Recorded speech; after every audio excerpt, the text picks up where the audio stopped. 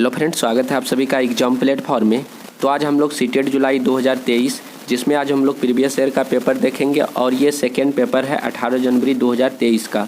तो इसमें हम लोग जो है एसएसटी यानी कि सोशल साइंस का लगभग हम लोग 30 क्वेश्चन को कवर कर चुके हैं फर्स्ट पार्ट में।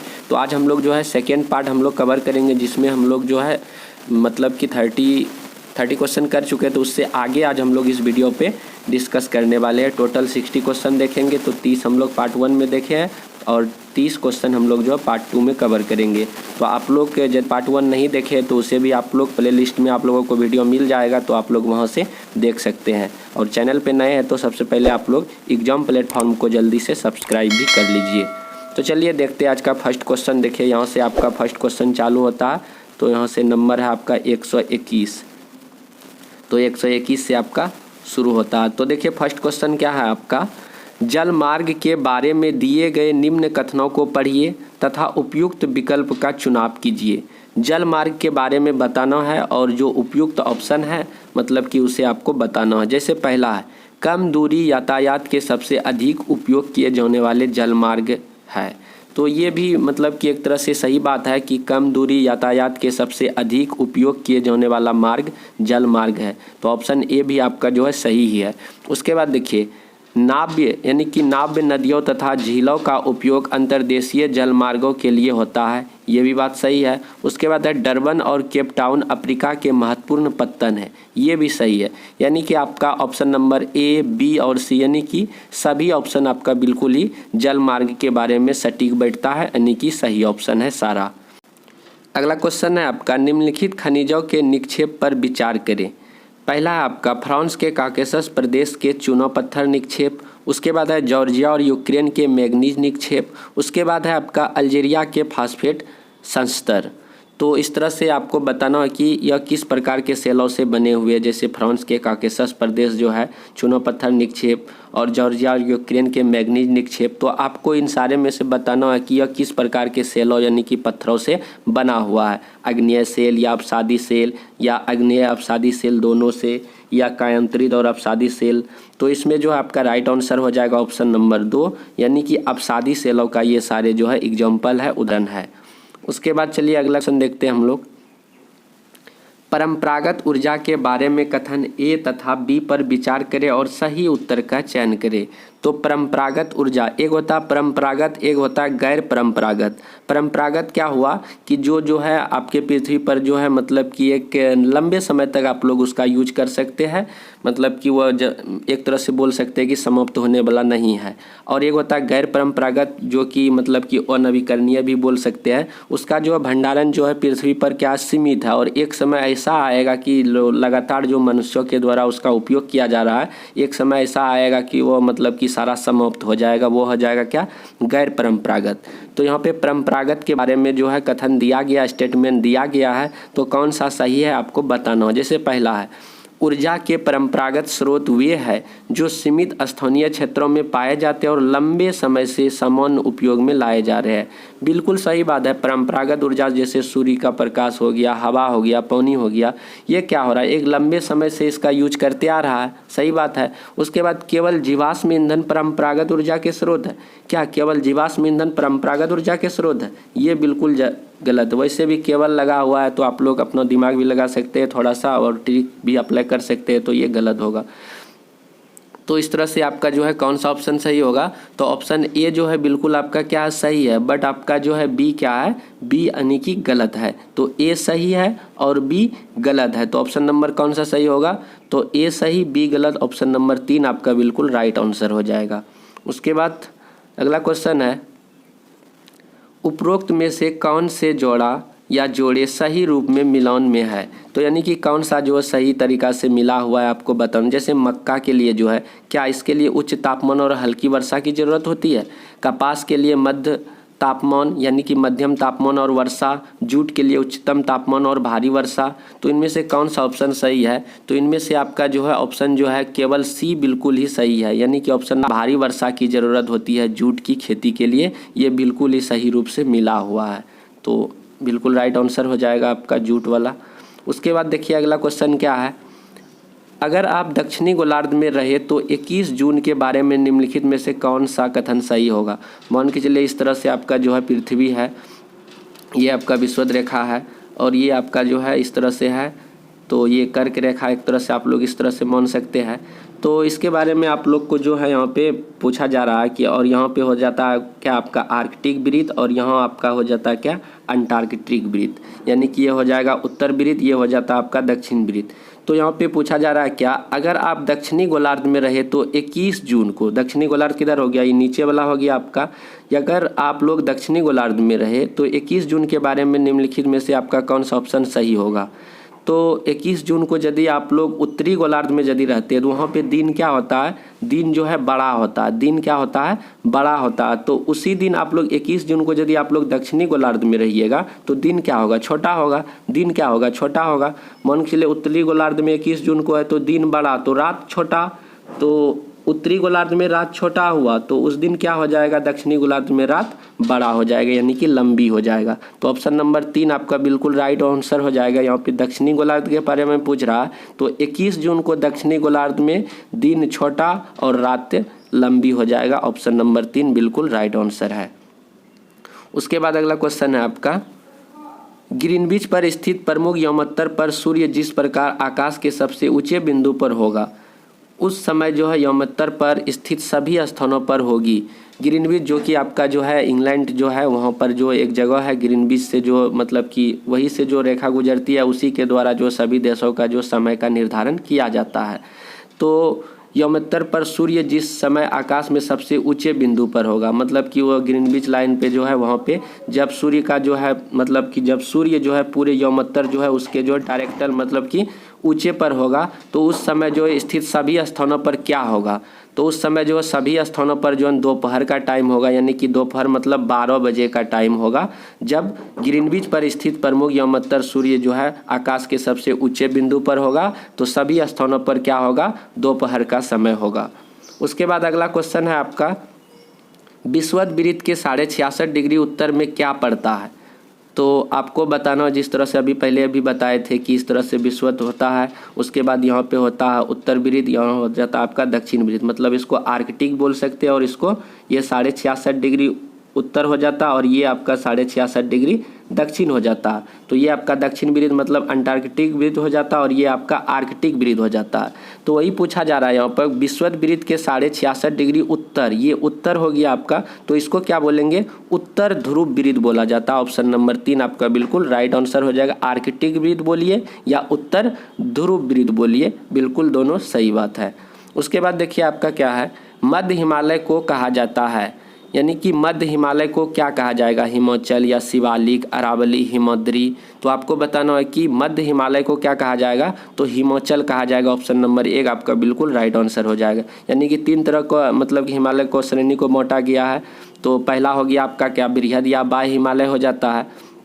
उसके बाद आपका दूसरा क्या हो जाता है, लघु या मध्यम हिमालय हो जाता है। और तीसरा आपका क्या हो जाता है, जो तीसरा वाला है आपका जो है यह बृहद हिमालय के अंतर्गत आ जाता है, यह हो जाता है बृहद या उच्च हिमालय। तो पहला वाला हो गया आपका क्या, बाह्य हिमालय या शिवालिक बोल सकते हैं, पहले एक बार हम गलत बोले थे। तो ये हो गया आपका बाह्य हिमालय या शिवालिक, और दूसरा हो गया लघु या मध्यम हिमालय। उसके बाद तीसरा आपका हो गया बृहद या उच्च हिमालय, इस तरह से है। तो यहाँ पे पूछा जा रहा है मध्य हिमालय, यानी कि लघु या मध्य हिमालय के अंतर्गत ही आपका हिमाचल आ जाएगा। तो आपका ऑप्शन नंबर 1 बिल्कुल राइट आंसर हो जाएगा। उसके बाद देखिए अगला क्वेश्चन क्या है आपका, निम्नलिखित में से कौन सा वर्षण के प्रकार है। एक तरह से आप लोग वर्षा के रूप में बोल सकते हैं कि वर्षा के कौन प्रकार है। तो बाढ़ ये कोई वर्षा का प्रकार नहीं है, बट और जो रेस्ट आ रहा आपका 3 ऑप्शन बचा, हिम, ओला और सहिम वृष्टि, ये जो है तीनों जो है आपका क्या है, वर्षण के प्रकार है। तो हिम, ओला और सहिम वृष्टि। तो इस तरह से आप लोग देख सकते हैं कि बी, सी और डी किस में है। तो ये आपका बिल्कुल तीनों जो है सही हो जाएगा, बी, सी और डी। उसके बाद अगला क्वेश्चन है, किस गैस को ग्रीन हाउस गैस कहते हैं। तो आपको बताना है कि किस गैस को जो है ग्रीन हाउस गैस कहा जाता है, oxygen, nitrogen, carbon dioxide, organ. तो CO2 जो है आपका जो बिल्कुल ही ग्रीन हाउस गैस है, इसमें मतलब कि ये आपका बिल्कुल राइट आंसर हो जाएगा। कार्बन डाइऑक्साइड, इसके अलावा आपका मीथेन भी आ जाता है, CH4, ये भी आपका क्या हो जाता है, जलवाष्प भी हो जाता है, मीथेन होता है, कार्बन डाइऑक्साइड होता है, ये सारे आपका जो है ग्रीन हाउस गैस है। उसके बाद देखिए अगला क्वेश्चन क्या है, प्रारंभिक स्तर इतिहास निम्नलिखित से गठित है। प्रारंभिक स्तर जो है शुरुआती स्तर में जो इतिहास किस प्रकार से इसका गठन किया गया है, क्रमबद्ध तरीका से आपको बताना हो। तो इसमें जो है भव्य वर्णन, कालक्रम, उसके बाद और सारे ऑप्शन है जैसे आलोचनात्मक चिंतन है, सबाल्ट इतिहास, क्या लिखा हुआ, सबाल्टन इतिहास। तो इसमें जो है प्रारंभिक स्तर पर जो इतिहास का जो गठन किया गया था वो ऑप्शन नंबर 1 यानी कि भव्य वर्णन किया गया था, और इसका जो है कालक्रम मतलब कि समय के अनुसार इसको जो क्रमबद्ध तरीका से इसका जो वर्णन किया गया था। तो इस तरह से ए और बी आपका बिल्कुल राइट आंसर हो जाएगा ऑप्शन नंबर 3। तो इतिहास का प्रारंभ में किस प्रकार गठन किया गया था, भव्य वर्णन किया गया था और इसका कालक्रम किया गया था यानी कि समय के अनुसार। उसके बाद देखिए अगला क्वेश्चन क्या है, प्रारंभिक स्तर पर सामाजिक विज्ञान का अध्ययन निम्नलिखित कारणों से अत्यावश्यक है। मतलब प्रारंभिक स्तर पर जो है सामाजिक विज्ञान का अध्ययन जो है किन कारणों से अत्यधिक आप लोग मान सकते हैं। जैसे फर्स्ट है आपका, जिस समाज में रहते हैं उसे समझने के लिए, बिल्कुल सही बात है। सामाजिक अध्ययन का हम लोग अध्ययन मतलब कि क्यों पढ़ते हैं, जहाँ पे हम लोग रहते हैं उस चीज़ को समझने के लिए कि समाज में लोग कैसे रहते हैं, कैसे एक दूसरे का मदद करते हैं, कैसे जीवन यापन करते हैं, इन सारे चीज़ों को समझने के लिए तो हम लोग सामाजिक अध्ययन पढ़ते हैं। उसके बाद देखिए भारतीय संविधान में प्रतिस्थापित मूल्यों की प्रशंसा के लिए, ये भी सही बात है।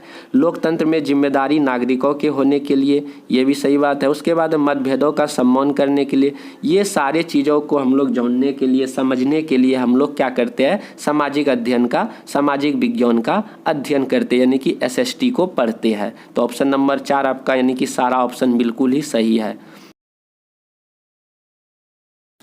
उसके बाद अगला क्वेश्चन है आपका, निम्नलिखित कथनों पर विचार करें और सही विकल्प का चयन करें।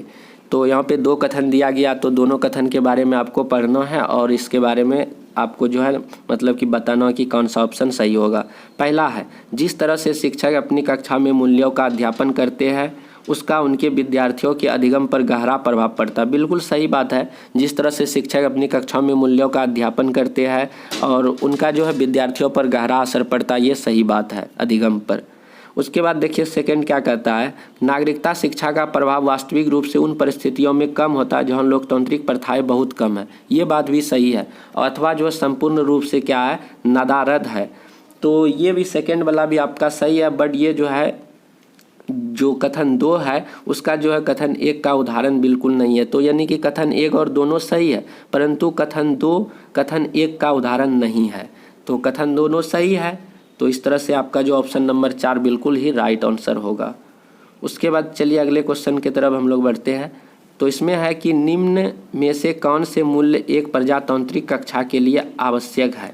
तो आपको बताना है कि निम्न में से जो है कौन सा मूल्य जो है एक प्रजातांत्रिक कक्षा के लिए आवश्यक है। तो इसमें जो है समूहबोध और आपका जो है आलोचनात्मक चिंतन, तो ये दोनों जो है एक प्रजातांत्रिक कक्षा के लिए आवश्यक है। क्या क्या, समूहबोध और आलोचनात्मक चिंतन, यानी कि A और D। तो किसमें, ऑप्शन नंबर 3 में है, तो ये आपका बिल्कुल ही राइट आंसर हो जाएगा। उसके बाद अगला क्वेश्चन है आपका, एक शिक्षिका अपने छात्रों को किसी स्थान की स्थिति के बारे में कैसे पता लगाए विषय पढ़ाना चाहती। मतलब कि एक शिक्षिका है, वह अपने विद्यार्थियों को ऐसे जो है कोई भी अनजान जगह के बारे में उसको पता लगाना है, उसके बारे में पढ़ना है, जानकारी इकट्ठा करना है, तो इस चीज़ को वह पढ़ाना चाहती है। तो इसके लिए किन किन सामग्रियों की आवश्यकता पड़ेगी आपको बताना है। तो इसके लिए जो है आपका ग्लोब का भी मतलब कि मदद लेना पड़ेगा, विश्व का नक्शा हो गया, फिल्म हो गया, भारत का नक्शा हो गया। तो इन सारे सामग्रियों का मतलब कि उसको उपयोग करना पड़ेगा, प्रयोग करना पड़ेगा, यानी कि ऑप्शन नंबर 4 आपका बिल्कुल राइट आंसर हो जाएगा। उसके बाद अगला क्वेश्चन है आपका, प्रारंभिक स्तर पर सामाजिक विज्ञान की कक्षा में जेंडर विषय पर चर्चा करते हुए निम्न में से क्या शामिल किया जा सकता है। तो प्रारंभिक स्तर पर जो है सामाजिक विज्ञान पे जो है जेंडर के बारे में बताना है। तो इसके लिए जो है किन किन मतलब की चीज़ों को सम्मिलित करना होगा। जैसे पहला, महिलाओं के संघर्ष की कहानियाँ, बिल्कुल सही बात है, इस सारे चीज़ों को जो है लेना पड़ेगा, इस पर चर्चा करना पड़ेगा। उसके बाद महिलाओं व पुरुषों की शैक्षिक भागीदारी का आंकड़े, ये भी सही है। विभिन्न समाजों में प्रचलित जेंडर प्रथाओं की मतलब कि दर्शता हुआ वॉलपेपर, यानी कि दर्शाता हुआ वॉलपेपर। तो इस तरह से ये तीनों जो ऑप्शन यहाँ पे दिया गया है, इन सारे चीज़ों को शामिल करके हम जेंडर जो है विषय है, जो टॉपिक है, उसको हम अच्छे तरह से क्या कर सकते हैं, पढ़ा सकते हैं, बच्चों को समझा सकते हैं इन तीनों ऑप्शन के मदद से। उसके बाद अगला क्वेश्चन है आपका, निम्नलिखित कथनों पर विचार करें और सही विकल्प का चयन कीजिए। पहला है, भारतीय विद्यालय पाठ्यक्रम में नागरिक शास्त्र एक विषय के रूप में ब्रिटिश सरकार की शाही नीति का परिणाम था। सही बात है। उसके बाद है, ब्रिटिश राज्य के विरुद्ध भारतीय बढ़ती अनिष्ठा को ध्यान में रखते हुए नागरिक शास्त्र लाया गया था। यानी कि यहाँ पे जो है दोनों आपका जो है बिल्कुल ही सही है। तो ऑप्शन मतलब कि कथन 1 और कथन 2 जो है आपका दोनों सही है। तो ऑप्शन नंबर 3 जो है बिल्कुल सही है और सही व्याख्या भी करता है। तो 3 ऑप्शन सही है। उसके बाद अगला क्वेश्चन है आपका, निम्नलिखित में से किस में एक कल्पनाशील सामाजिक विज्ञान के शिक्षक के कौशल श्रेष्ठ रूप से परावर्तित होते हैं। तो आपको बताना है कि निम्नलिखित में से किस में एक कल्पनाशील सामाजिक विज्ञान के शिक्षक के कौशल श्रेष्ठ रूप से परावर्तित होते हैं। पहला है केवल सूचना पट में, दूसरा है परीक्षा के उद्देश्यों के लिए संकल्पनाओं को सरल बनाने में, उसके बाद है सभा के समय कथावाचन में, उसके बाद है योजना बनाने एवं आकलन में। तो एक जो है कल्पनाशील सामाजिक विज्ञान के शिक्षक होंगे, तो इसके लिए वह शिक्षक का क्या करना चाहिए, वह शिक्षक योजना बनाने और आकलन मतलब योजना बनाने एवं आकलन में जो है इस तरह चीज़ों को जो वह जब सम्मिलित करेंगे तभी वह शिक्षक एक कल्पनाशील शिक्षक के अंतर्गत आएंगे। उसके बाद अगला है, एक शिक्षक अपनी कक्षा में विभिन्न परिस्थिति की तंत्रों के बारे में चर्चा करना चाहते हैं, निम्न में से कौन से उदाहरण सबसे उचित है। तो एक शिक्षक है वह परिस्थितिकी तंत्र के बारे में समझाना चाह रहा, चर्चा करना चाहता, तो बच्चों को बताने के लिए किन किन उदाहरणों का वह ज़रूरत लेगा, किन किन उदाहरणों का सहारा लेगा। जो इसके लिए जो वह रेगिस्तान, नदी, समुद्र और शैवाल या मूंगा चट्टान, ये सारे चीज़ों के द्वारा जो है वह बच्चे को परिस्थितिक तंत्र के बारे में अच्छे से समझा पाएगा। यानी कि ऑप्शन नंबर 4 सारा ऑप्शन बिल्कुल सही है। ऑप्शन नंबर 4 बिल्कुल राइट आंसर है। उसके बाद अगला क्वेश्चन है आपका, चर्चा कीजिए कि क्यों हमारे समाज में महिलाओं द्वारा किए जाने वाले कार्यों को पुरुषों की अपेक्षा कम महत्व दिया जाता है। सामाजिक विज्ञान की कक्षा में ऐसे प्रश्नों को शामिल किए जाने की क्या प्रासंगिकता है। मतलब कि आपको जो है चर्चा करने के लिए कहता है कि समाज में जो है मतलब कि महिलाओं को जो है पुरुषों की अपेक्षा कम महत्व दिया जा रहा है, तो इसके बारे में जो है ऐसे प्रश्नों को शामिल करने की क्या प्रासंगिकता है, इसके बारे में बताना है। जैसे पहला है आपका, ऐसे प्रश्न कक्षा में चर्चा की शुरुआत करने में सहायक होते हैं, बिल्कुल सही बात है। उसके बाद है कि ऐसे प्रश्न समाज में व्याप्त असमानता को उजागर करने में सहायता करते हैं। उसके बाद है ऐसे प्रश्नों को निश्चित उत्तर नहीं होते और उनका कोई शैक्षिक महत्व नहीं होता। देखिए ऐसे प्रश्नों को का कोई निश्चित उत्तर नहीं होता, कोई शैक्षिक महत्व नहीं होता, ये जो है आपका गलत ऑप्शन है। यानी कि ऑप्शन ए और बी जो है आपका बिल्कुल सही है। यानी कि ऑप्शन नंबर 1 आपका बिल्कुल राइट आंसर है। उसके बाद चलिए अगले क्वेश्चन की तरफ हम लोग बढ़ते हैं।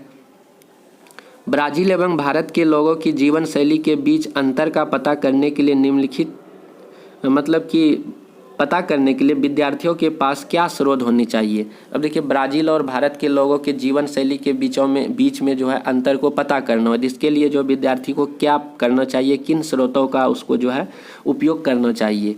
तो पहला है पत्रिका, इंटरनेट से एकत्रित किए दोनों देशों के चित्र, ये सही बात है। इस तरह से भी मतलब कि वह उनके जीवन शैली के बारे में पता कर सकता है। ब्राज़ील एवं भारत के जनगणना का डाटा, ये भी उसको मदद करेगा। उसके बाद देखिए ब्राज़ील एवं भारत की फिल्म, और ये देखिए फिल्म के द्वारा भी देखकर भी उनके जीवन शैली को पता कर सकता है। उसके बाद देखिए ब्राज़ील एवं भारत के बीच व्यापार संधि, ये ऑप्शन आपका नहीं होगा। यानी कि ऑप्शन ए और बी और डी आपका जो है बिल्कुल राइट आंसर हो जाएगा। ए बी डी किस में है, ऑप्शन नंबर 4 आपका बिल्कुल राइट आंसर हो जाएगा। उसके बाद अगला क्वेश्चन हम लोग देखते हैं, निम्न कथनों पर विचार कीजिए। पहला है आपका, एक समर्थ पाठचर्या के लिए ऐसी विषय वस्तु की आवश्यकता है जो अंतर विषयक विचारधारा को प्रोत्साहित करते हैं।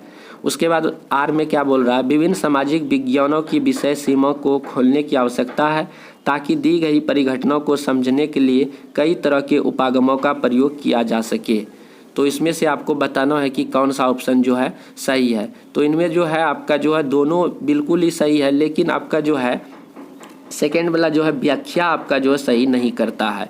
तो आपका जो है अब कथन एक भी सही है और कथन बी भी सही है, लेकिन आर की सही व्याख्या नहीं करता है। कौन? ए नहीं करता। तो इस तरह से आपका राइट आंसर हो जाएगा ऑप्शन नंबर 2। उसके बाद अगला क्वेश्चन है आपका, निम्नलिखित में से कौन सा सामान्यीकरण के संबंध में सही है? तो आपको बताना हो कि सामान्यीकरण के बारे में कौन सा संबंध सही है, तो आपको इनके बारे में बताना है। जैसे पहला है आपका, वे दो और अधिक संकल्पनाओं के बीच के संबंध की ओर संकेत करने वाले कथन है। बिल्कुल सही बात है।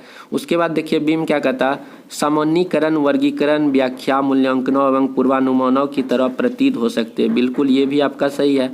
उसके बाद देखिए क्या, सामान्यीकरण का सही अथवा गलत की तरह मूल्यांकन नहीं किया जा सकता, ये आपका जो है गलत है।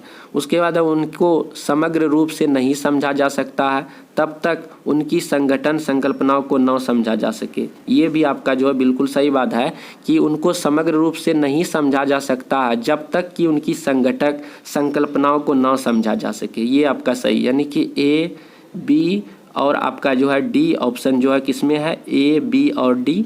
तो ए बी डी आपका 3 में है। तो इस तरह से आपका ऑप्शन नंबर 3 बिल्कुल राइट आंसर हो जाएगा।